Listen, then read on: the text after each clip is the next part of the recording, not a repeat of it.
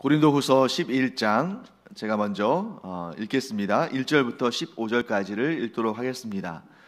원하건대 너희는 나의 좀 어리석은 것을 용납하라. 청하건대 나를 용납하라. 내가 하나님의 열심으로 너희를 위하여 열심을 내노니 내가 너희를 정결한 처녀로 한 남편인 그리스도께 드리려고 중매함이로다. 그러나 나는 뱀이 그 간계로 하와를 미혹한 것 같이 너희 마음이 그리스도를 향하는 진실함과 깨끗함에서 떠나 부패할까 두려워하노라. 만일 누가 가서 우리가 전파하지 아니한 다른 예수를 전파하거나 혹은 너희가 받지 아니한 다른 영을 받게 하거나 혹은 너희가 받지 아니한 다른 복음을 받게 할 때에는 너희가 잘 용납하는구나. 나는 지극히 크다는 사도들보다 부족한 것이 조금도 없는 줄로 생각하노라. 내가 비록 말에는 부족하나 지식에는 그렇지 아니하니 이것을 우리가 모든 사람 가운데서 모든 일로 너희에게 나타내었노라. 내가 너희를 높이려고 나를 낮추어 하나님의 복음을 값없이 너희에게 전함으로 죄를 지었느냐? 내가 너희를 섬기기 위하여 다른 여러 교회에서 비용을 받은 것은 탈취한 것이라. 또 내가 너희와 함께 있을 때 비용이 부족하였으되 아무에게도 누를 끼치지 아니하였음은 마게도냐에서 온 형제들이 나의 부족한 것을 보충하였음이라. 내가 모든 일에 너희에게 폐를 끼치지 않기 위하여 스스로 조심하였고 또 조심하리라.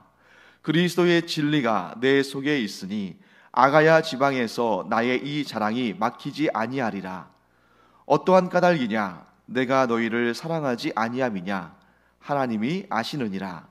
나는 내가 해온 그대로 앞으로도 하리니 기회를 찾는 자들이 그 자랑하는 일로 우리와 같이 인정받으려는 그 기회를 끊으려 함이라. 그런 사람들은 거짓 사도요 속이는 일꾼이니 자기를 그리스도의 사도로 가장하는 자들이니라. 이것은 이상한 일이 아니니라. 사탄도 자기를 광명의 천사로 가장하나니 그러므로 사탄의 일꾼들도 자기를 의의 일꾼으로 가장하는 것이 또한 대단한 일이 아니니라. 그들의 마지막은 그 행위대로 되리라. 아멘. 네, 이 고린도 후서 11장을 시작하면서 바울은 자기의 좀 어리석은 것을 용납해 달라고 부탁합니다. 자, 우리가 생각할 때 바울은 결코 어리석은 사람이 아니죠. 그런데 왜 바울은 자기의 어리석은 것을 용납해 달라라고 말하고 있을까? 자, 육신적으로 봐도 바울은 굉장히 똑똑한 사람이고 또 귀한 그런 혈통을 가지고 있다고 자랑할 만합니다. 일단은 그가 유대인이었기 때문에 모든 민족들 가운데 유일하게 택함받은 민족이라는 그런 자부심이 있었고 또 가말리엘 그런 문화에서 공부한 정말 이 율법과 하나님의 말씀에 박식한 바리새인이었고 또 흔하지 않은 그런 로마의 시민권을 가지고 있는 사람이었기 때문에 바울 같은 사람이 나는 어리석은 사람이다 라고 말한다면 이 세상에 똑똑한 사람을 찾기가 쉽지 않을 것입니다. 그럼에도 불구하고 바울은 자기의 어리석은 것을 용납해달라 이렇게 표현하는데 그 이유는 이 가까운 문맥에서 우리 찾을 수 있죠. 오늘 우리가 고린도 후서 11장을 읽고 있는데 바로 그 앞에 있는 고린도 후서 10장 마지막 구절인 18절에서 바울 스스로 이렇게 말했기 때문입니다. 뭐라고 말했냐면 옳다 인정함을 받는 자는 자기를 칭찬하는 자가 아니요 오직 주께서 칭찬하시는 자니라. 자, 뭐라고 말했냐면 옳다고 인정을 받는 사람은 자기가 자기 자신을 칭찬하는 것, 즉 자기 자신에 대해서 자랑하는 자가 아니라 오직 하나님께서 칭찬하시는, 하나님께서 자랑거리로 삼으신 자가 옳다 인정함을 받는다, 이 말씀이죠. 그런데 지금 바울은 왜 자기의 어리석음을 용납해달라고 하냐면 지금부터 내가 내 자랑을 좀 할 텐데 내가 앞에서는 스스로 자랑하는 것은 이게 옳은 일이 아니고 하나님께서 칭찬하셔야 되고 하나님께서 우리의 자랑을 말씀하셔야 되는데 내가 내 스스로에 대해서 자랑할 것이니까 조금 이해해달라 이렇게 말하는 것입니다. 자, 그러면 사도 바울은 무엇을 왜 자랑하려고 했을까? 자, 무엇을 자랑하려고 하는 것입니까? 자기 자신이 고린도 교회 성도들을 대하는 그 마음, 자기 자신이 고린도 교회에 뿌려놓은 그 씨앗을 자랑하려고 하는 것이고, 그러면 왜 자랑하려고 하느냐? 사실 사도 바울이 굉장히 겸손한 사람이잖아요. 자기의 그런 프로필을 보면 굉장히 자랑할 것이 많지만, 그러나 어디에서도 자기의 자랑을 시작하지 않는 사람인데 여기에서는 자랑합니다. 왜 그럴까요? 목적이 있기 때문에. 그 목적은 무엇입니까? 자기가 원치 않지만 자기 자랑을 통해서나마 고린도 교회의 성도들이 바울에 대한 잘못된 그러한 오해들, 그 인식들을 불식시키고 속히 그 관계를 회복해서 하나님의 은혜 가운데 좋은 관계 속에서 함께 하나님 나라 일을 위해서 노력하기를 원하기 때문에 이렇게 자기 자랑을 하는 것입니다. 그래서 그러면 사도 바울이 무엇을 자랑했을까 하는 것을 우리가 봐야겠죠. 자, 일단 우리는 이렇게 전제하고 들어가겠습니다. 그것이 뭐냐면 고린도 교회 성도들이 바울이 전한 그 복음으로부터 속히 떠나서 거짓 사도들, 거짓 교사들이 심어놓은 그런 가라지와 같은 악한 가르침에 속히 옮겨가는 것을 보면서, 즉 고린도 교회 성도들이 참 진리를 떠나서 거짓 진리에 빠져서 그리스도를 향하는 진실함과 깨끗함으로부터 벗어나서 부패할까 봐 두려웠기 때문에 그 부패로부터 고린도 교회 성도들을 건져내고, 또 아직 그 부패에 빠지지 않은 성도들을 여전히 정결하고 순결한 그런 믿음 가운데 생활할 수 있도록 자기의 자랑을 도구로 사용한다 하는 것을 전제로 하고 들어가겠습니다.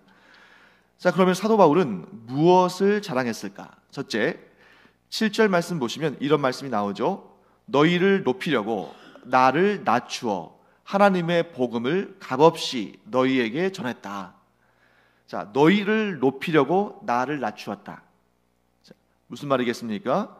너희를 복음 안에 거하는 하나님의 자녀들, 즉 이 세상에 영원한 멸망의 심판으로 빠져들어가는 그런 신분이 아니라 하나님의 자녀가 되고 그리스도의 제자가 되는 이러한 높은 신분에, 이 세상의 그 무엇과 비교할 수 없는 그러한 높고 거룩한 신분으로 너희를 높이기 위해서 내가 기꺼이 나를 낮췄다.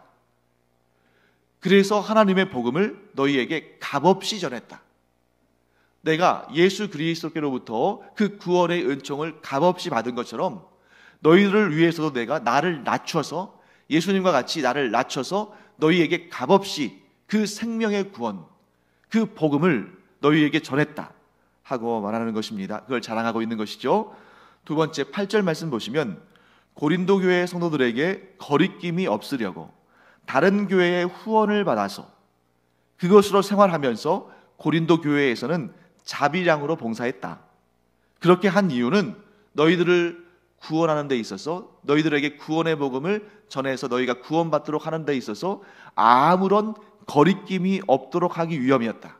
그런데 너희들이 알아야 할 것은 그러한 일은 내가 다른 교회로부터 후원받아서, 다른 지역의 성도들로부터 후원받아서 이 지역에서 자비량으로 또 내가 일을 하면서 생활을 또 하면서 그렇게 너희들을 섬기고 너희에게 복음을 전한 것은 실상은 다른 교회의 것을 빼앗아서 너희들을 도운 것이나 마찬가지다.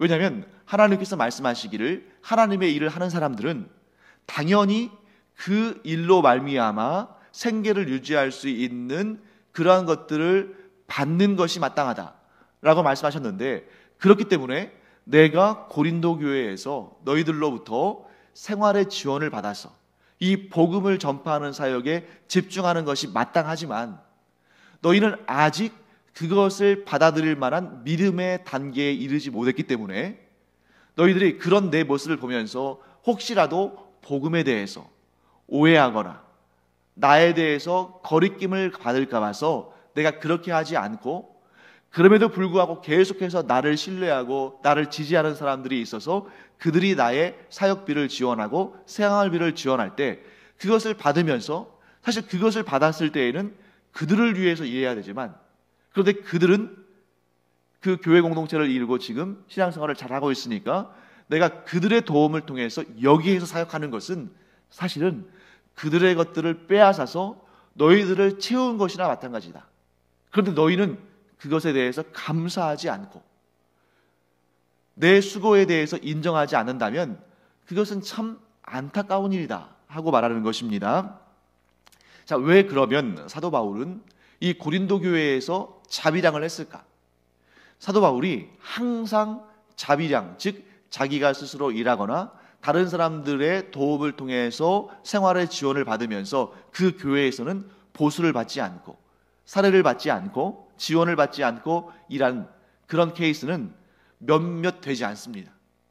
근데 왜 그렇게 몇몇 케이스에 있어서는 특히 그런 지역들은 주로 이 그리스, 유럽 지역에 집중되어 있는데, 그런 이유는 무엇 때문이냐면, 자, 유대인들이 많은 지역들, 거리상으로 이 이스라엘과 가까운 지역이겠죠. 유대인들이 제일 많은 지역은 예루살렘을 중심으로 한 이 가나안 땅일 것이고, 그 다음은 거기에서 가까운 안디옥일 것이고, 그 다음은 에베소와 같은 이 소아시아 지역일 것이고, 그리고 제일 먼 곳이 바로 그리스, 그 다음에 로마, 이렇게 되겠죠. 그런데 로마에 있는 교회는 사도 바울이 개척한 교회가 아니고 사도 바울이 복음을 전하기 전에 이미 설립된 교회니까 주로 이 그리스에 있는 지역들, 마게도냐와 아가야에 있는 지역들의 복음을 전할 때는 사도 바울이 자비량 사역을 많이 했습니다. 자, 유대인들이 많은 지역은 이 사람들이 기본적으로 어떠한 관념을 가지고 있냐면, 어떠한 생각을 가지고 있냐면, 그래, 하나님의 일을 하는 사람들은 우리가 그들의 생활을 지원해서 그들이 하나님의 일에 집중할 수 있도록 도와야 한다, 이런 관점을 가지고 있었어요. 왜냐하면 이 모세오경에 나오는 율법에도 하나님께서 직접 이렇게 정해주신 것이 있어요. 그러니까 오늘날 우리는 그대로 행하지는 않지만, 예를 들면 11조 같은 경우는 이스라엘 백성들에게 하나님께서 11조를 성전에 하나님께 드리라고 돼 있죠. 그 11조 같은 경우는 제일 먼저 할 일이 이 성전을 유지하는 일, 예를 들면 성전이 이제 오래되거나 어떤 시설이 필요하거나 하면 그 성전을 보수하고 유지하는 일을 위해서 이 11조에서 자금을 갖다 씁니다. 그 다음에 제사장들과 레위인들은 다른 지파들과는 달리 이 가나안 땅, 이스라엘 땅에서 땅을 기업으로 받지 못했기 때문에 그들이 쓸 그러한 생활에 필요한 것들, 그들의 생활을 공급할 것들을 이 11조에서 이렇게 지원을 했죠. 그리고 이스라엘 내에서 가난하고 또 고아되고 과부되고 나그네된 이러한 어떤 재산이나 생활에 필요한 것들을 스스로 채울 수 없는 자들을 도울 때도 11조를 썼습니다. 뿐만 아니라 하나님께 이렇게 드리는 가축, 하나님께 드리는 그런 짐승의 제사에서도 이런 가슴살, 그리고 이 뒷다리에 그 넓적다리, 이런 거는 이 가슴살 같은 경우에는 흔들어서 이렇게 흔드는 그런 자세를 통해서 하나님께 드리고, 이 뒷다리, 이 넓적다리 같은 경우는 그것을 들어서 이렇게 하나님께 드리는 그런 방식을 취했어요.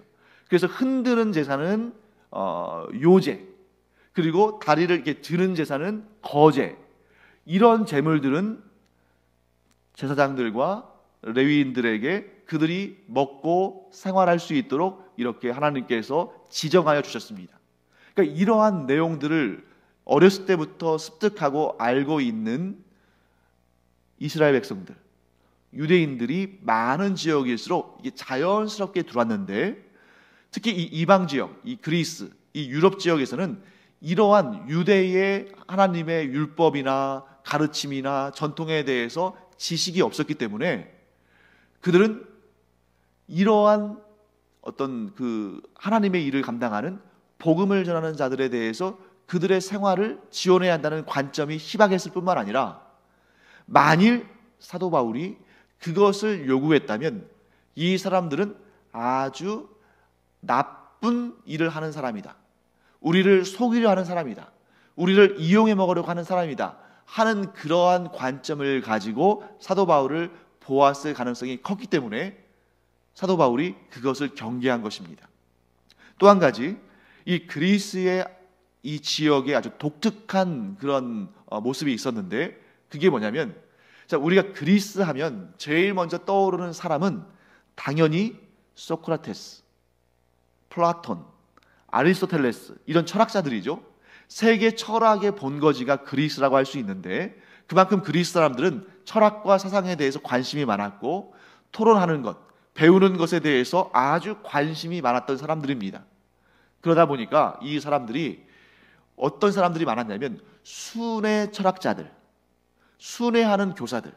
그러니까 예를 들면 자기가 뭐 능력이 있거나 돈이 있거나 국가로부터 지원을 받아서 큰 학당을 세우고, 예를 들면 두란노 서원 같은 곳이죠. 그런 학당을 세우고 거기에 가만히 앉아 있기만 해도 막 배우려고 하는 사람들, 제자가 되려고 하는 사람들이 막 몰려들겠지만, 그렇지 않은 사람들이 있거든요. 그래서 그 중에는 떠돌이 철학자들이 많이 있었습니다. 떠돌이 철학자들이 여기저기 다니면서 자기의 철학을 얘기하고 토론하고, 또 제자들이 혹시 생기면 그 제자들을 가르치기도 하고 했는데, 그 사람들은 어느 한 곳에 정착하기보다는 여기저기 돌아다니면서 이렇게 가르쳤어요. 그러니까 그 중에는 정말 실력 있는데 정해져 있는 공간에서 하지 않고 돌아다니는 사람도 있지만, 대부분의 유랑하는 철학자들, 대부분의 돌아다니는 선생들은 이상한 사람들이 많았겠죠. 그래서 먹고 살 길이 막혀 있으니까 이렇게 돌아다니면서 동냥하기는 좀 그렇고, 그러니까 어디서 주워들은 풍월 같은 게 있으니까 그런 것을 막 가르치면서 자기가 선생인 것처럼, 철학자인 것처럼 그렇게 돌아다니는 사람들이 많았습니다. 그래서 우리가 이제 사도 바울의 서신서들을 보면 추천서를 써주는 그런 경우들을 많이 보았잖아요. 그래서 사도 바울이 디도와 또 몇몇의 형제들을 고린도 교회에 추천서를 써주면서, 이 사람들이 가서 이 연보를 준비할 수 있도록 너희들이 좀 협조해 달라, 이런 추천서를 쓰기도 하는 것처럼, 이런 사람들이 추천서를 가지고 다니면서 나는 소크라테스 선생님의 추천서를 가지고 있어, 나는 아리스토텔레스 선생님의 추천서를 가지고 있어. 그러면 사람들이 이제 그를 신뢰하고 많이 모여들겠죠. 그러나 또 거기에서도 그런 추천서를 위조해서, 소크라테스로부터 추천서를 받은 적도 없는데 그런 것을 받은 것처럼, 이런 사람들이 많았다는 겁니다. 그래서 그런 사람들이 워낙 많다 보니까 이 그리스에 있는 사람들은 경계를 하는 거예요. 저 사람이 과연 우리를 이용해 먹으려고 온 사람인가, 아니면 저 사람이 참 스승인가, 경계를 하는 겁니다. 그런 상황 가운데에 사도 바울은 그러한 분위기를, 그러한 상황을 잘 파악하고 있었기 때문에, 만일 자신이 그런 상황 가운데에서 복음을 전하면서 그들로부터 돈을 받거나 생활에 지원을 받거나 또 집을 지원받거나 이렇게 했을 때에는 자신을 그런 떠돌이 이상한 그러한 철학자나 사상가로 그들이 이해할 위험성도 있고, 그렇게 되면 자기가 너무나 아끼는 그 귀한 복음이 오해를 받거나 아주 불순한 것으로 이해되어지면, 그렇게 받아들여지면 안 되기 때문에, 그가 그렇게 열심히 복음 증거를 하면서도 낮에는 장막 지는 일을 하면서, 또 자기뿐만 아니라 자기와 함께한 그런 동역자들의 생활을 지원하면서 그렇게 사역했는데, 그것이 자랑거리라는 거죠. 내가 너희들이 이 복음에 대해서 잘못된 인식을 하지 않도록, 내가 전하는 복음을 값싼 싸구려 복음이나 떠돌이 순회하는 그런 철학자들의 가르침 가운데 하나로 여기지 않도록 내가 조심하고 또 조심했다. 그렇기 때문에 나는 너희에게 어떠한 폐도 끼치지 않기 위해서 이렇게 수고하고, 이렇게 마음을 붙들고, 그리고 아주 철저하게 내 자신을 쳐서 복종시키고 낮추면서 너희들을 그리스도의 사람으로, 하나님의 사람으로 세우기 위해서 복음을 전했다. 그러므로 너희가 나의 자랑이다. 왜? 나는 아무 거리낌이 없게, 어떠한 불순한 의도도 없이 너희들을 사랑하고 너희에게 복음을 전했고, 그래서 너희가 예수 그리스도를 구주로 영접하고 구원받은 하나님의 자녀들이 됐기 때문에 너희가 곧 나의 자랑거리다 라고 말하는 것입니다. 그래서 그리고 또 9절 말씀 보시면 이런 내용도 나오죠. 마게도냐에서 온 형제들이 나의 부족한 것을 보충하였는데 이처럼 너희에게 폐를 끼치지 않기 위해 스스로 조심하고 조심하였다. 이런 내용이 나오죠. 마게도냐에서 온 형제들이 왜 바울의 부족함을 보충했냐면, 이걸 알기 위해서는 우리가 이제 바울의 전도 여정을 알아야죠.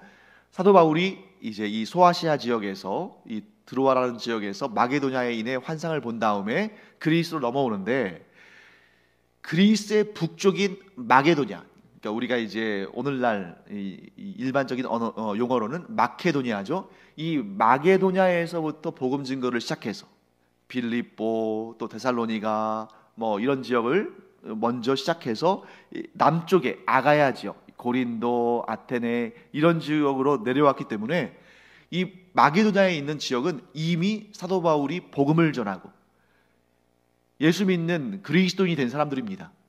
그들이 이 사도 바울 선생이 고린도에서도 복음을 전한다는 얘기를 듣고 와서 돕는 거예요. 근데 와서 보니까 그가 정말 고생하면서 복음을 전하는 거죠. 그러니까 바울이 스스로 일하면서 번 것도 있지만 그것 가지고는 너무 모자랄 것 같으니까 마게도냐에서 온 형제들이 그들이 자기들의 것들을 모아서, 소위 말해서 헌금을 해가지고 사도 바울의 부족한 것을 채워줬다. 그래서 이런 부분을 통해서 지금 사도 바울이 뭐라고 말한 것입니까? 내가 그들의 것을 탈취해서 너희들을 채운 것이나 마찬가지다 하고 이야기를 하는 것을 보게 됩니다. 그리고 이제 11절에 가면 이렇게 내가 했던 것은 너희를 사랑하기 때문에 그런 것이다. 내가 너희를 이용하려고 한다는 그러한 거짓 사도들의 말에 속아 넘어가지 말아라. 내가 이렇게까지 조심하고 이렇게까지 열심을 다하고 이렇게까지 손해를 보면서 심지어 다른 지역에서 나를 후원하기 위해서 도운 것을 너희를 위해서 사용하면서까지 이렇게 사역했는데 왜 너희는 나에 대해서 그런 신뢰를 이렇게 쉽게 저버리고 그 거짓 사도들의 가르침에 그렇게 넘어가느냐 하고 안타까운 심정을 말하는 것입니다. 그 다음에 12절에 가서 뭐라고 말합니까? 나는 앞으로도 지금처럼 할 것이다.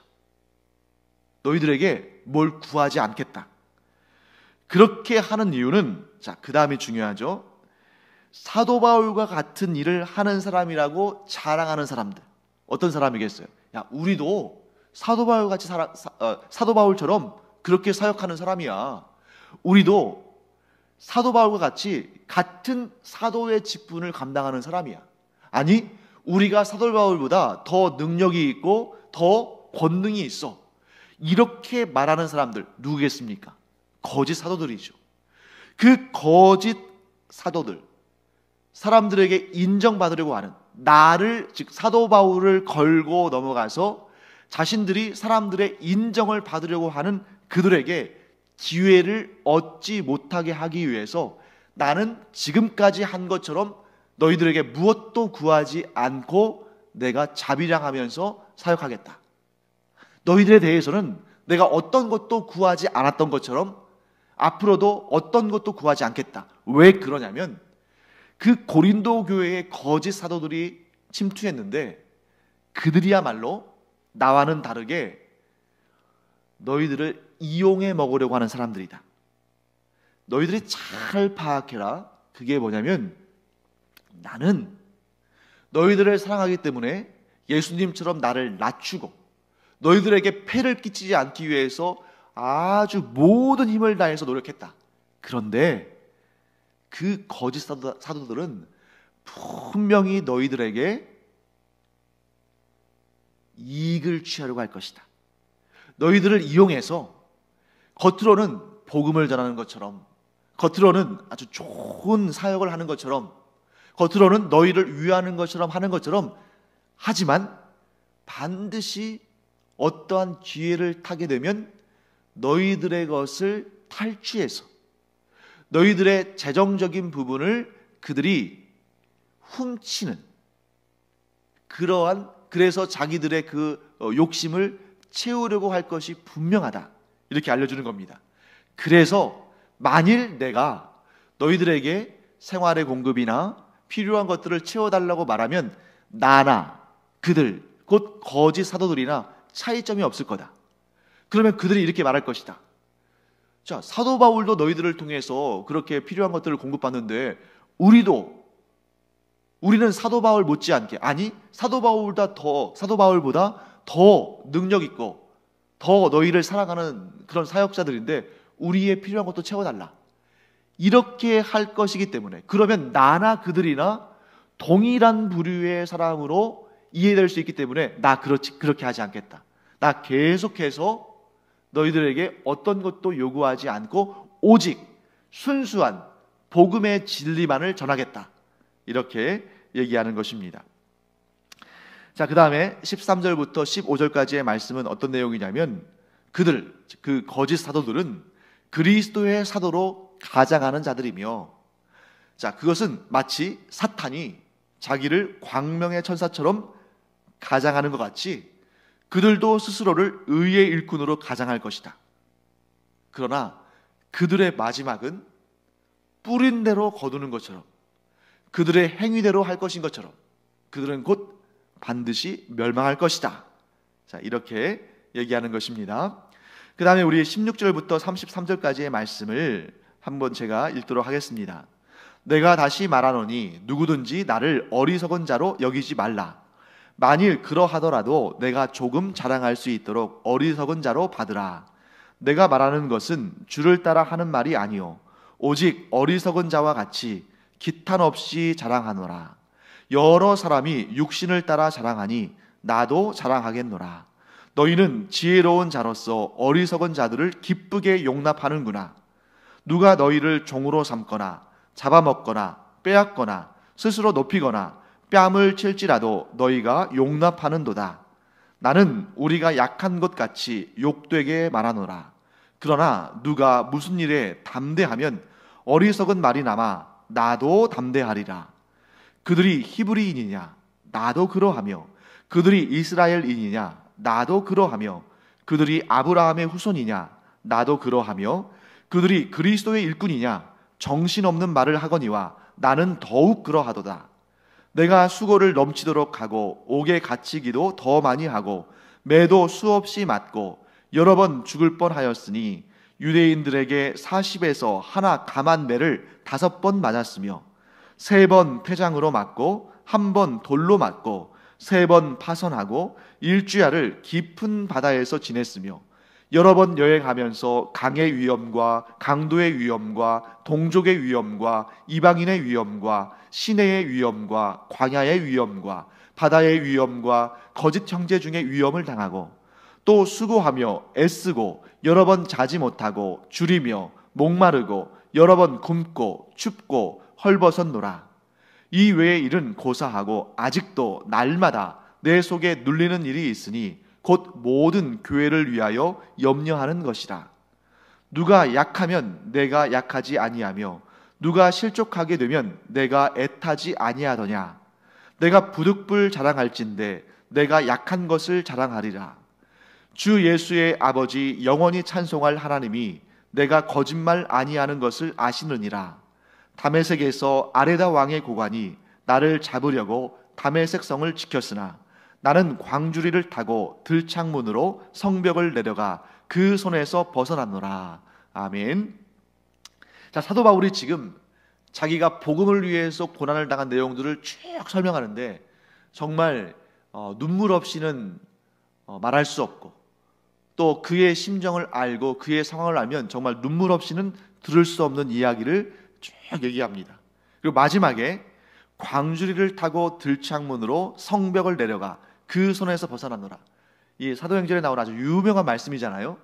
그 정도로 가장 소중한 것을 복음의 진리를 전하면서 가장 많은 치욕을 당하고 고난을 당하고 핍박을 당한 사람 중에 하나가 바울이죠. 왜 그랬습니까? 복음을 전하기 위해서. 이 고린도 교회의 성도들과 같이 그러한 아직 예수 그리스도를 알지 못하고 하나님과 원수된 자들을 사랑하기 때문에 그들을 구원하기 위해서 이런 고난을 감당했다 하고 이야기하는 겁니다. 평소 같으면 이런 얘기 안 할 거예요. 근데 왜 지금 이런 자랑을 하고 있습니까? 고린도 교회의 성도들이. 자, 오늘 지금 우리가 읽은 내용을 쭉 보시죠. 19절 말씀. 너희는 지혜로운 자로서 어리석은 자들을 기쁘게 용납하는구나. 그 어리석은 자들이 누구겠어요? 거짓 사도들. 고린도 교회의 성도들을 이용해 먹으려고 하는, 그래서 자기의 이익을 취하려고 하는 그런 사람들을 말하는 것입니다. 그런데 사도 바울이 한 번도 여기에서 거짓 교사들은, 너희를 미혹하는 거짓 교사들은 이러이러한 사람이다라고 말한 적이 없죠. 그런데 간접적으로 그들이 어떤 사람들이었는지를 우리가 확인할 수 있는 방법이 있습니다.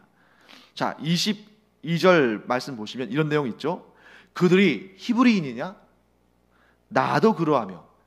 그러니까 이 거짓 교사들은 어떤 사람들이라는 걸 알 수 있어요? 유대인이라는 걸 알 수 있죠. 유대인인데 이 유대인들이 사도 바울이 사역하는 그 사역지마다 이렇게 따라다니면서 사도 바울이 심어놓은 복음의 씨앗들을 자신들이 빼앗고 훔치는, 그래서 자기의 악한 그런 사적인 또 육신의 그런 정욕과 욕망과 그러한 욕심을 채우는 그런 일을 한 사람들이죠. 그러니까 그들이 히브리인이냐? 나도 그러하다. 그들이 이스라엘인이냐? 나도 그러하다. 그들이 아브라함의 후손이냐? 나도 그러하다. 자, 히브리인, 이스라엘인, 아브라함의 후손 다 같은 말이죠. 뭘 의미하는 것입니까? 그들이 유대인이냐? 나도 그렇다. 자, 그 다음에 23절. 그들이 그리스도의 일꾼이냐? 정신없는 말을 하거니와. 무슨 얘기예요? 그들은 스스로를 그리스도의 일꾼이라고 말하지만 그거 정신없는 말이다. 그들 그리스도의 일꾼들 아니다. 근데 말만 그렇게 하는 것이다. 그러니까 뭐예요? 거짓 사도들이 자신들을 그리스도의 일꾼이요 그리스도의 사도라고 스스로 주장했다는 것을 알 수 있습니다.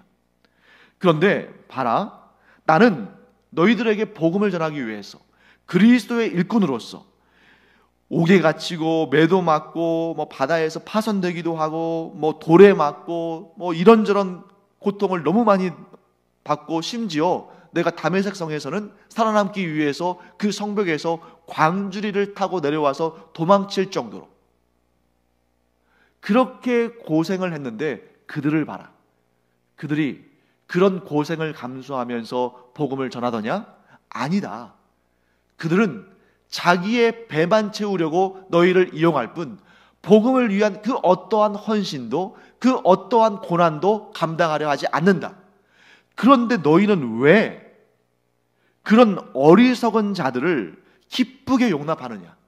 너희는 내가 전한 복음으로 말미암아 지혜를 얻은 자들 아니냐?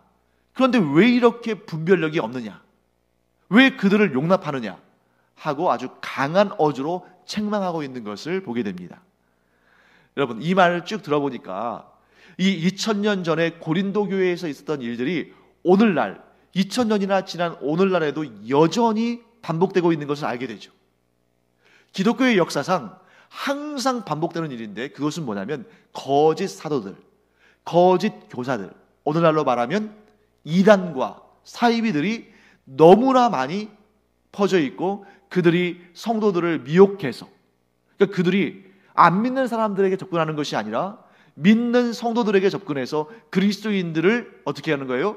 그들을 이용해서 자기의 배를 채우는 그런 일이 어쩌면 단 한순간도 빠짐없이 교회 역사마다 항상 존재하는가? 사도 바울이 오늘날 만약에 우리의 현실을 본다면 2000년 전이나 지금이나 어쩌면 이렇게 똑같냐 하고 말할 것 같습니다. 그래서 중요한 사실은 뭐냐면 우리 스스로가 영적인 분별력을 가지고 그런 거짓 교사들, 이단과 사이비로부터 우리를 지켜야 한다. 그런 분별력은 어디로부터 오느냐? 하나님의 말씀 외에는 방법이 없습니다. 그래서 우리가 이렇게 예배하고 말씀을 듣고 그 말씀을 공부하는 이유는 바로 이 영적인 분별력을 가져서 마치 그 코로나 바이러스처럼 언제 침투할지 모르는 그런 바이러스, 그런 영적인 바이러스, 악한 사탄이 심어주는 그런 영적인 악한 바이러스로부터 우리를 보호하는 능력을 우리 스스로 지녀야 한다. 제가 목사지만 여러분들 한 분 한 분을 1년 365일 24시간 쫓아다니면서 그런 이단이나 사입이나 악한 사탄의 그런 유혹으로부터 지켜드릴 수가 없죠. 그러니까 항상 우리는 성령을 의지해서 성령의 말씀하심에 민감하면서 하나님의 말씀을 우리가 정확히 알고 배움으로 말미암아 영적인 분별력을 가지고 악한 가르침으로부터 우리 스스로를 지켜야 한다 하는 것을 우리 꼭 기억하기 바랍니다. 기도하겠습니다. 하나님, 저희가 이제 2000년 전에 기록된 고린도 후서를 읽다 보니 그때의 모습이나 지금의 모습이나 동일한 것을 보게 됩니다. 하나님께서 그때나 지금이나 동일하신 것처럼 사탄도 그때나 지금이나 동일하고 하나님의 신실한 자녀들이 그때나 지금이나 동일한 복음 위에 서 있는 것처럼 악한 거짓 사도들과 이단과 사이비들은 여전히 악한 사탄의 앞잡이로 성도들을 미혹하고 하나님으로부터 뺏어내려고 그렇게 온갖 모든 힘을 다 쏟는 것을 보게 됩니다. 하나님, 저희들 더욱더 그리스도의 복음 위에 굳건히 서게 하여 주시옵시고 하나님을 아는 지식으로 충만해서 영적인 분별력을 가지고 그런 악한 유혹에 넘어가지 않도록 은혜 더하여 주시옵소서. 우리뿐만 아니라 우리의 가족들이, 나아가서 이 나라와 이 민족의 교회 공동체가, 나아가 온 세계의 성도들이 이와 같이 복음 위에 굳건히 서고 영적인 분별력을 가지고 악한 사탄의 유혹을 대적하며 승리하게 하여 주시옵소서. 감사드리며 예수님의 이름으로 축복하며 기도합니다. 아멘.